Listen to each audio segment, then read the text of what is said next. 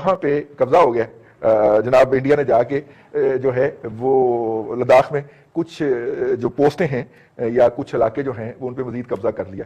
इसके अलावा अक्साई चीन में भी घुस गई है जी इंडियन फौज, वहां पे कोई वैसे चाइनी नहीं बैठा हुआ था और उन्होंने जाके वहां पे भी झंडे गाड़ दिए। Subscribe now and press the bell icon, never miss an update. कि लद्दाख में पहली मरतबा गोली चल गई, लेकिन गोली चलने की जो इतला है, अगर वो इतला दुरुस्त नहीं भी है तो खतरनाक है, और अगर वो इतला दुरुस्त है तो फिर तो मजीद खतरनाक है।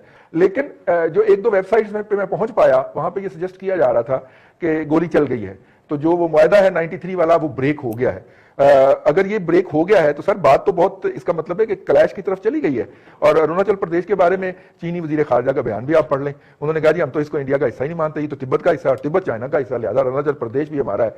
तो वो जो चिकन नेक है उसके भी दबाए जाने का वक्त हुआ चाहता है। रहनुमाई फरमाए हमारी ब्रिगेड साहब कि हम आछी हथियार जो है वो इस्तेमाल नहीं करेंगे, इसलिए पहले जो कुछ हुआ वो डंडे के दौर पे हुआ और डंडे मारे गए, सोटे मारे गए, पीके फेंका गया, गलवान रिवर में फेंका गया। और अभी भी एक वीडियो सामने आई है तो शायद आपकी नजर से गुजरी होगी, जिसमें इंडियन फौजी जो है चाइनीज फौजियों को धक्का देकर उस जगह से निकाल रहे हैं जहां वो घुसने की कोशिश कर रहे हैं।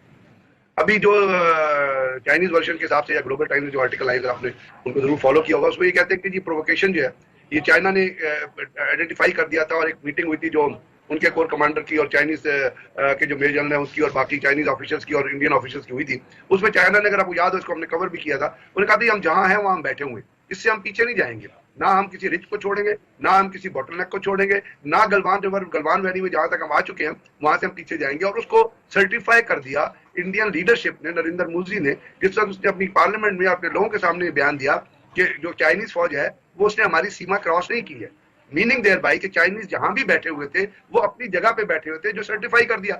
अब अगर उस जगह के ऊपर दोबारा इंडियंस जाने की कोशिश करेंगे तो चाइनीज का रिएक्शन क्या होगा? फिर डंडे तो नहीं होंगे, फिर तो उसके बाद राइफल का इस्तेमाल होगा, और राइफल का जब इस्तेमाल होगा उसमें भी जो वर्जन सामने आ रहा है वो 12 ये आ रहा है कि पहले जो पेट्रोल था, जो इनका जो पेट्रोल गया हुआ था उस टेरिटरी के अंदर, उन्होंने फायर किया है चाइनीज ट्रुप्स के ऊपर और चाइनीज ने उसको रिस्पॉन्ड किया है। अब जब गन का मुंह एक दफा खुल जाता है, राइफल का मुंह एक दफा खुल जाता है तो फिर बंद नहीं होता।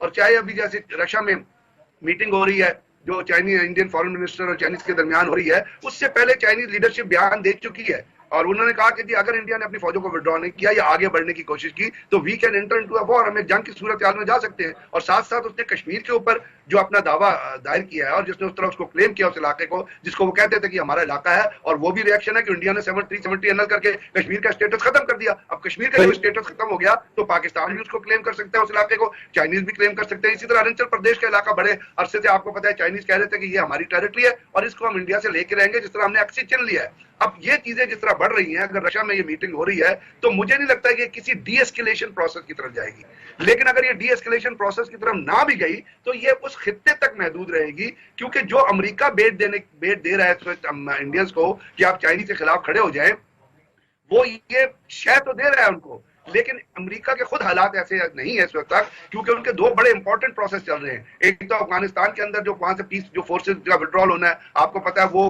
किसी अभी तक कोई ऐसी नहज पे नहीं पहुंचा कि आप वहां से ट्रुप्स उठाएं और अमेरिका ले जाएं, और अगर वो अमेरिका वहां ट्रुप्स नहीं जाते हैं तो उसका पॉलिटिकल फॉल आउट जो है वो ट्रंप की इलेक्शन के ऊपर आना है। बिल्कुल सही। जो चीज जो अहम चीज चल रही है वो है इंडिया अमेरिकन इलेक्शन। तो इस सिनेरियो में जो चीजें हैं वो मुझे लगता है कि वो रेस्ट्रिक्ट रहेंगी इंडिया और चाइना के दरमियान उसी खित्ते में जिसमें वो मौजूद है। उसके अंदर कोई जैसे लोग एंटिसिपेट कर रहे हैं कि we will enter into a war, कोई ऐसी मुझे नहीं नजर आता।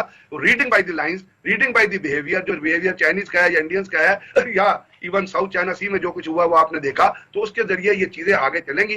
थोड़ी इसकी एस्केलेशन ऊपर बढ़ेगी, लेकिन वो एस्केलेशन उस सूरत में ऊपर बढ़ेगी जिस वक्त इंडियन जो है वो पंगा लेंगे। अगर वहां पे दोनों साइडों ने इस चीज को आगे रिजॉल्व नहीं किया तो हो सकता है हालात जो है वो इसी कन्फ्रंटेटिव स्टेज में रहे, किसी पीस की तरफ ना आए, लेकिन किसी बड़े अपना हादसे का, किसी बड़ी जंग का या किसी बड़े अपना किस्म की चीज का खतरा जो है वो फिलहाल नजर नहीं आता। फिलहाल आपको बड़ी जंग का खतरा नजर नहीं आता। मुमताज भट्टी साहब से पूछ लेते हैं। भट्टी साहब, ब्रिगेड साहब तो कहते हैं कि बड़ी जंग का खतरा नजर नहीं आता।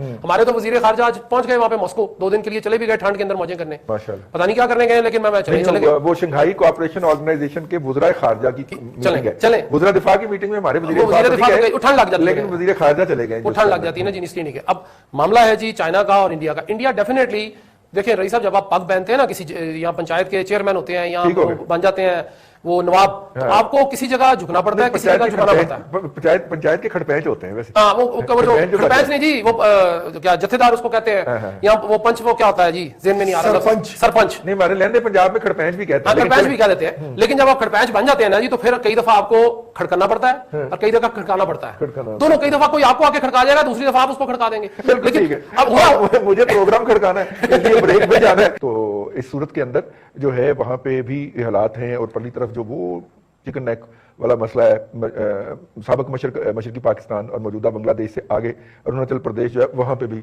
अब कॉन्फ्लिक्ट ने सर निकाल लिया है और चाइनीज ने कह दिया कि हमारा इस पे क्लेम है। तो ऐसी सूरत में क्या सिचुएशन डाई डाउन हो जाएगी? हम जैसे कि पहले दोनों एक तो मैं एग्री करता हूं, ब्रिगेड साहब ने और मुमताज भट्ट साहब ने बड़ी डिटेल में मौजूदा हालात का तजिया कर दिया। मैं जरा पीछे जाना चाहता हूं थोड़ा सा। आज से कुछ अर्सा पहले आपको याद है कि जब सीपैक का डॉल डाला गया तो पहले सिर्फ गुफ्तगू हो रही थी और उस पर फिर काम शुरू हुआ। मैं ये समझता हूं कि इस दिहाई के आखिर तक इंशाल्लाह चाइना जो है वो इस मुल्क, इस दुनिया की वाहिद सुपर पावर बनने जा रही है। वाहिद, लफ्ज वाहिद इज इंपॉर्टेंट बिकॉज जो financial economic constraints United states से फेस कर रहे हैं, being a commercial political economy, वो उनके लिए बड़ी अपहिल टास्क होगा और वो मेरा नहीं ख्याल कि कन्फ्रंट कर सकेंगे चाइना को through India to an extent के वो उनको उस मकसद में जो बहुत एक बड़ा उनका प्लान है, जिसको उन्होंने अब सीपैक की बजाय वन बेल्ट वन रोड कहना शुरू कर दिया है। सही। उस वन बेल्ट वन रोड पर रही सब जो सबसे इंपॉर्टेंट एस्पेक्ट है वो ये है कि सबसे पहली नजर उनकी जो है वो सार्क ममालिक पे है। अब देखिए भूटान है, दीगर ममालिक हैं, वो उनकी जंग, नेपाल है, इंडिया की ब्लैकमेल और बांग्लादेश है, and so on and so fourth, Myanmar. अब सबसे पहले तो उनको उनकी जंग लड़के वो तमाम रास्ते क्लियर कर रहे हैं जिसमें वो वन बेल्ट, म्यांमार, भूटान और श्रीलंका और Bangladesh and then so on to Pakistan and then so on so forth. अगर वो रशियन स्टेट्स में जा रहे हैं और फिर अफ्रीका में जाने का इरादा रखते हैं 57 कंट्रीज में, तो कोई उनसे ये पूछेगा भी तुम्हारे अपने तो हमसाए में तुम्हारे साथ लोग नहीं है। तो सवाल जापान के मेरे ख्याल में वो सब कुछ पहले उस तरफ जाएंगे और इस सार्क ममालिक में, जापान तो जरा दूर है, सबसे पहला ये उनका जो एम है वो ये है कि इन तमाम ममालिक को इतना कंसोलिडेट कर दिया जाए कि उस वन बेल्ट वन रोड पर वो उसके साथ वो कनेक्ट हो जाए। उसकी कनेक्टिविटी के लिए बेहद जरूरी है कि लद्दाख और ये तमाम इलाका उनके पास हो, क्योंकि अगर भूटान और वो अपने म्यांमार वगैरह जो है वो थ्रू लद्दाख पाकिस्तान के साथ कनेक्ट होते हैं, अगर वो कनेक्टिविटी नहीं होती तो दे आर रिडंडेंट, वो वहीं रुक जाएंगे।